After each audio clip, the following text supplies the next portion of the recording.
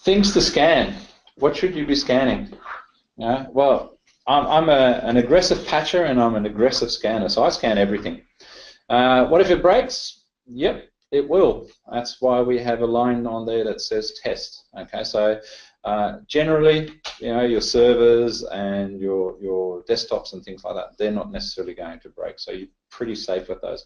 Things that we find that break are custom applications or old stuff. If you are going to tell me that, but Mark, I've got a SCADA environment here, should I scan everything in there? I'm going to say, well, no, you don't want to do that because that'll probably be your last day at work.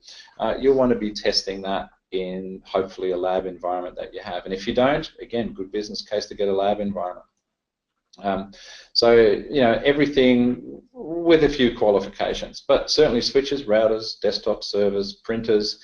Printers, as some of you will know, or most of you will know, vulnerability scanners just love printers.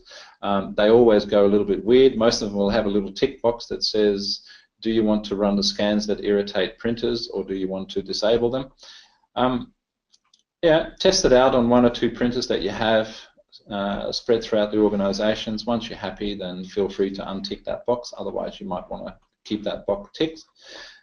People will do the weirdest things. We did one scan, and the scanner was literally printing 1 letter to a page for every single page, and it was doing it like 2,000, 3,000 times. And the phone call that we got to the service desk is this printer is doing things, it's printing 1 letter per page.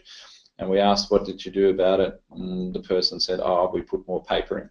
So when you're doing these scans, maybe make people aware as well that maybe they're happening, and if there's anything weird, to report it back to the service desk or the scanning team.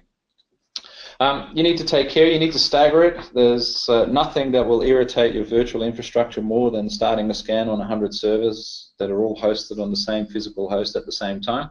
That's going to hurt, so you need to stagger the scans across. Now, most scanners, by the way, they're relatively light touch, so they shouldn't bring things down, they shouldn't consume too many resources, but the computer is doing work that it wasn't expecting to do. The network load will increase slightly across the whole network, so you need to work that in, and you might need to stagger the things. If you are I don't know, scanning a remote location and it still has an ISDN connection, then you'll probably want to go slowly on that particular link. Otherwise, the people there will not be doing much at all.